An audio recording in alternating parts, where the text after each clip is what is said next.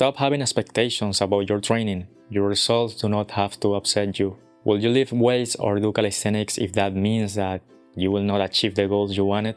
The truth is that you will not train if you didn't get a result from it. The answer is ironic because at some point in your training you will believe that whatever you're doing is pointless and useless. It is in those moments when you believe that you cannot reach your goals that the question finally makes sense. The reasonable answer is no, I wouldn't train if I didn't get any result from it. But what you must say is yes, even if I didn't get results, I will still train. Because many times that is what you are going to feel like, that you're not going anywhere, but you must keep going and keep training. Imagine you have 7 years training and you have accomplished goals that you wouldn't have believed in your first month of training. You go to the past to meet yourself. He's amazed that he could become like that. However, his mood changes when you say that he needed to do it for 7 years in a row. 7 years is a lot of time.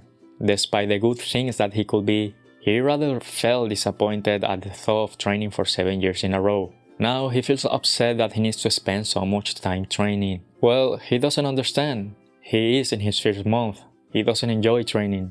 It makes sense. Now your past self has become unmotivated at the thought of training for so much time. His expectations change. In his first year, he feels really disappointed because he is nowhere near the 7 years necessary to become his future self. Instead of focusing on what is in front of him, the present, he is constantly thinking about the rest of the years necessary. Instead of thinking how he could improve now, he thinks about the future. He finally gives up in his second year. 7 years is simply too long. He gave up not only because he constantly was thinking about the 7 years he had to do to become his future self, but also because meeting his future self created an exceptional expectation of what he had to be, or at least exceptional to him. Instead of celebrating the small steps that made him enjoy his training, seeing the little steps that he constantly made after the plateaus he overcame, he was constantly comparing himself to his future self. In a way, we do the same when we put ourselves high expectations or standards. High expectations and standards are good because they force us to become better than we are. On the other hand, if you don't adjust those standards and expectations to your own individual position and pace, you will feel overwhelmed and always like a failure. Even if you're actually improving, if you feel left behind or like a loser all the time because of high standards, then you might give up. Low standards and expectations are good because you might feel better about yourself and therefore become more consistent. But they are also bad because you are selling yourself short and you might not put enough effort. Instead of having so many expectations, try to focus on the present, on your current training. Don't worry about how long it is going to take. It will always happen. The goals that you wanted in the past will be achieved, and once you achieve them, you will quickly forget about them and look for harder goals. Doing the past goals like a handstand push-up, for example, will no longer give you the same feeling of challenge that you had before. Maybe you are currently upset that you cannot do 5 handstand push-ups.